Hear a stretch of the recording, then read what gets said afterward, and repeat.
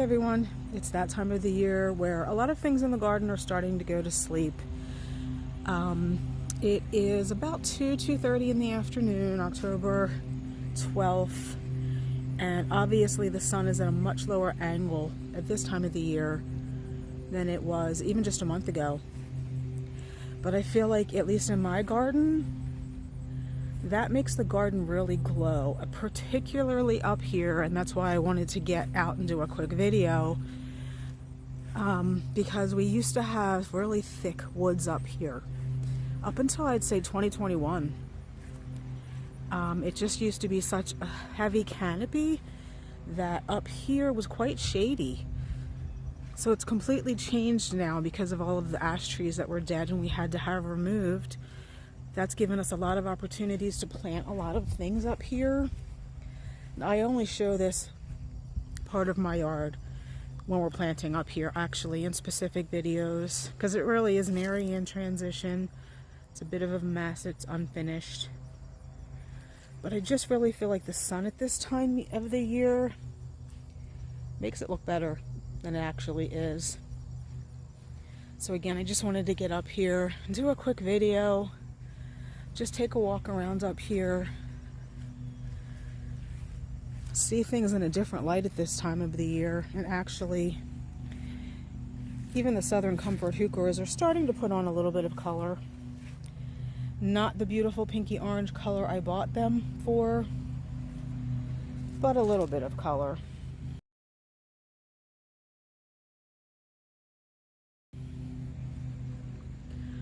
You can see the flamethrower red bud glowing in a ray of sunlight back there.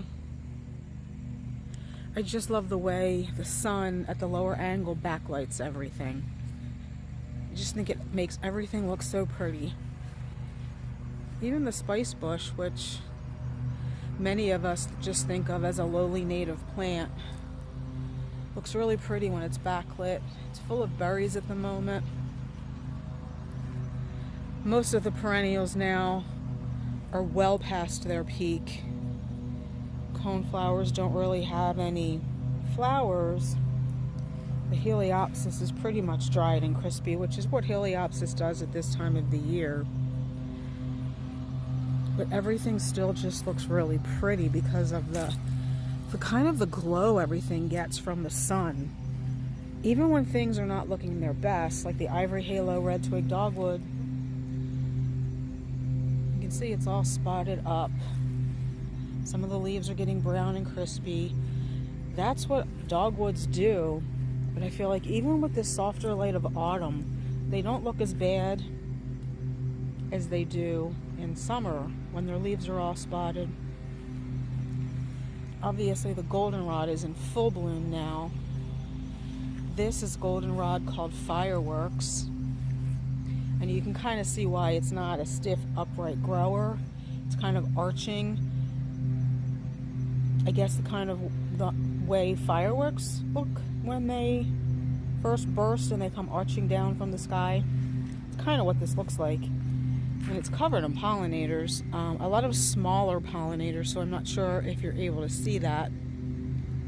But this is why late season flowers are so important for the pollinators. The Joe Pye weed looks awesome with the sun at its back. Still blooming. Some are past peak. Some still have the telltale mauve color of a Joe Pye weed. And I think I had said in a couple of previous videos that this transplanted without missing a beat this year. Now it's not as tall as it was last year, but that's because it did transplant this year. So it probably went through a little bit of transplant shock, but you really wouldn't know it. An amazing plant. Let's see how the bottle gentians that we just planted about a week ago, maybe. Let's see how they're doing.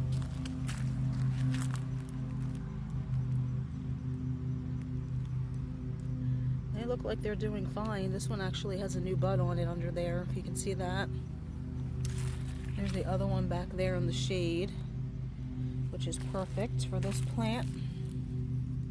Such a deep purple.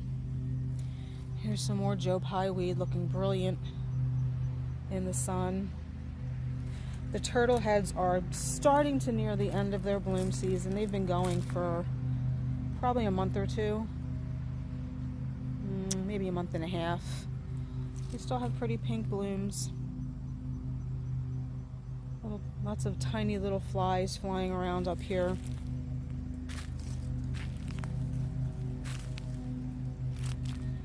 The grasses are starting to bronze a little bit, and they've all got their seed heads on. The berry heavy gold has a lot more berries this year than it did last year. That's why sometimes we can be impatient when plants don't perform for us exactly the way they're supposed to, or the way we want them to in their first year. But this is the second, I think this is the second full year these are in the ground.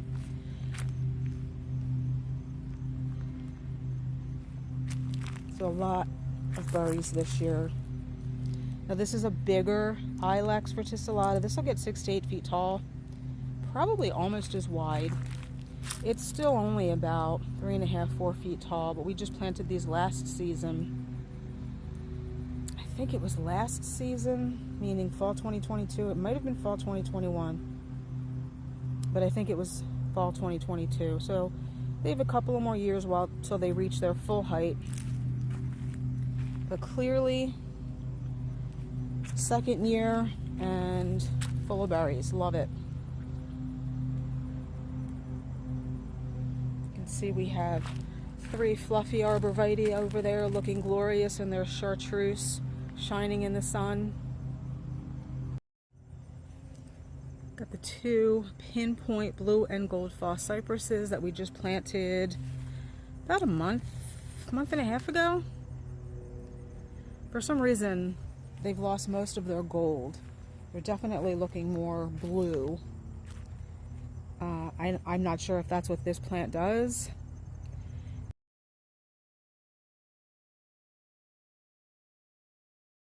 If that's normal as it goes into winter, it loses the gold and becomes more blue. Or if they're still just a little transplant shocked.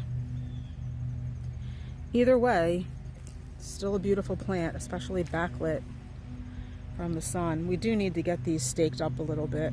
I feel like they're a little floppy. This is a native holly, again, covered in berries. They have not gone red yet, but you can see that branch. Lots of branches laden with berries. Doesn't that just look beautiful with the sun coming through? And of course the 3 tiger eye sumacs starting to put some fall color on. Now, these are not in their permanent location. This is kind of just a holding spot. But they are pretty yellow and red. This one in particular, I'm not sure why this one seems to have more color. I'm hoping once we get them in their permanent location, they're really going to start to shine. That will be next year. This is the Holy Grail hibiscus, which was just blooming up until last week. Again, because the angle of the sun is different at this time of the year. There is no longer a heavy wooded canopy. As you can see, this bed at this time of the year gets a lot more sun now, which is why this, I think, bloomed for so long and so late. You can see an old bloom there, a couple of old blooms here.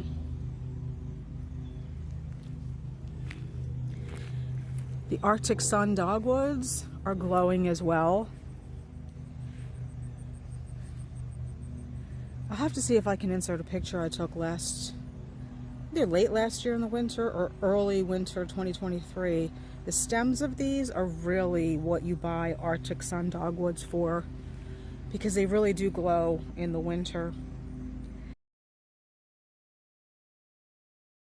I mean, the foliage at this time of the year is pretty because it's not a real dark green. It's more greener on the ends and a little chartreuse in the middle of the plant.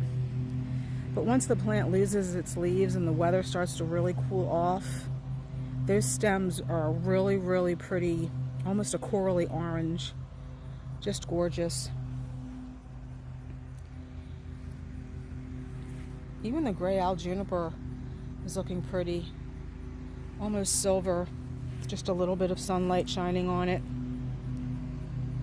Gingerwine 9-barks. Beautiful with their dark foliage, touched by the sun.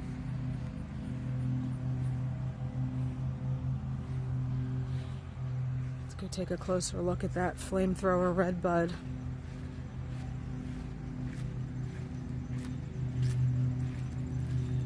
Again, if you want color in your garden, plant a flamethrower redbud because you don't have to wait for beautiful fall foliage. It looks like that all the time. I love the way the sun lights the seed heads of the miscanthus as well. Let's take a closer look of this spice bush. You can see just how many berries there are on it. These grow pretty prolifically here, very readily self-seed. This one's a big one. It does have some dead on it. We have to come out and prune it up in the spring. But I really like the way it's growing. I mean, it's a large spice bush, and now that it's getting more sun, I think it might get even larger. Typically when you come across these in the woods, they are not quite this big. I love the way it's arched. More berries.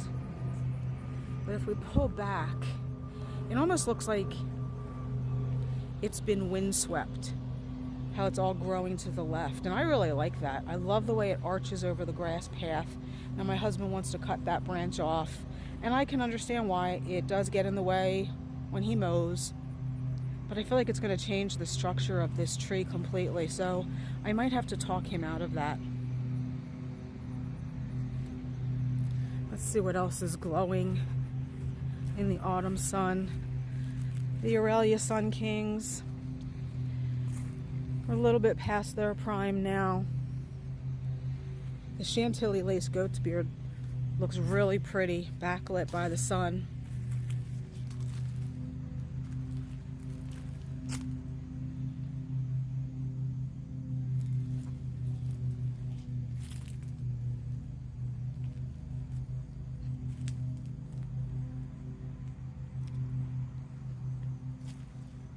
There's another one over here. Even the Seducer Hosta is looking much better than some of the other hostas in my garden. The Prague Viburnum looks really pretty too, with some sun just peeking from around the crabapple tree, touching it lightly. And we have this wildflower growing, goldenrod. This field would be full of goldenrod in most years, however, because we had the field cleared of all the dead ash trees and had a meadow seeded. Right now it's really, there's nothing growing up here, but we did leave a couple of stands of the wild goldenrod. And here's an even closer look at this gorgeous foliage of the redbud. Again, if you want color in your garden and you don't want to wait till fall, plant the flamethrower redbud.